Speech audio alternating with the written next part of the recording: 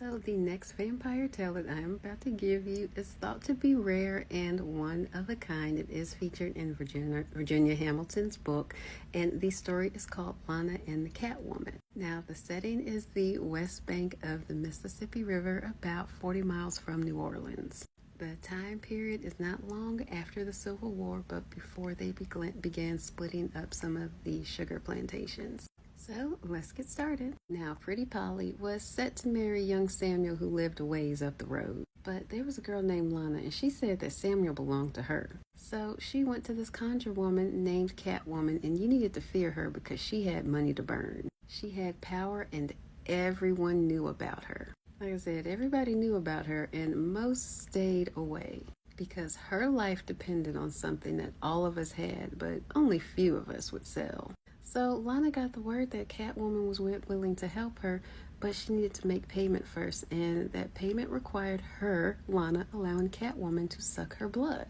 Now, this Catwoman was of albino skin and was a her vampire. She fooled Lana into thinking she needed her blood to make a powerful charm for Pretty Polly. "It won't be much, Lana girl," said Catwoman. So she forced her teeth into Lana's neck and sucked her fill. Afterwards, Lana went home dragging her legs as limp as a dish rag.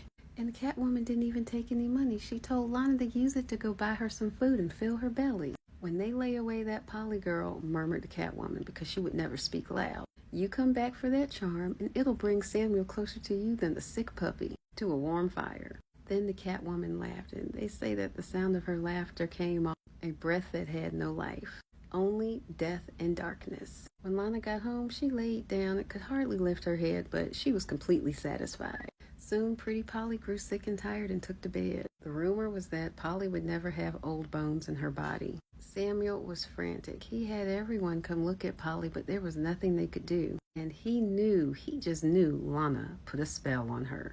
So Samuel found out where this Catwoman vampire lived and went to go see her himself. She opened the door right before he was about to knock. She was wearing a white turban and white dress. Her face was covered with rice powder to cover up the smell of the rotting flesh that was her face. She told him, "I know why you come here, but I want you to say it." So he told her, and she said, "My price for saving her is to suck your blood. Are you willing to pay that price?" He said, "You can get as much blood as you want from the slaughterhouse." She said, "I want strong and fresh young veins." So she led him to the couch, drank her fill, and told him, "Your girl will be fine by the time you get home. But just remember, I can spell her anytime I want, so you need to make sure you come back and give me more blood when I want." So after the Catwoman drank her fill, she told Samuel, "Your girl will be fine by the time you get home. But just remember, I can spell her anytime I want, so you need to come back so that I can get a drink of your blood whenever I want. And don't forget." Samuel barely made it home, but when he got there, he found Polly sitting up straight, and she was fine. Meanwhile, Lana was beside herself because she'd heard Polly was feeling much better now. And though Lana stuffed herself like a pig, she seemed to be drying up almost instantly. So she dragged herself back to Catwoman's front door. She fussed at Catwoman for not taking care of her, and she started to get a little sassy with her.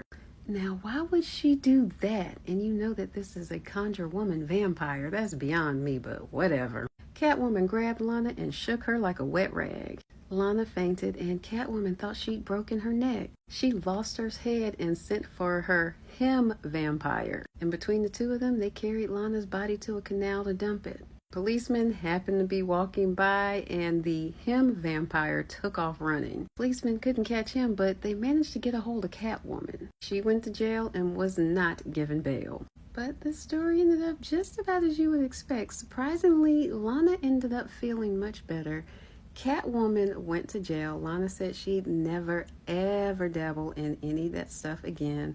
Catwoman, not being able to get any access to blood, ended up drying up and dying in jail. As for Pretty Polly and Samuel, well, of course they had their happily ever after. Now, I wish I had more details on the informant for this story and where it came from. Like I said, the story is from Virginia Hamilton's Her Stories book, which is the African American folk tales, and this one does take place, in Mississippi, about 40 miles south of New Orleans. So it's probably from one of the informants in that area. Either way, Hope you enjoyed the story. Let me know what you think in the comments.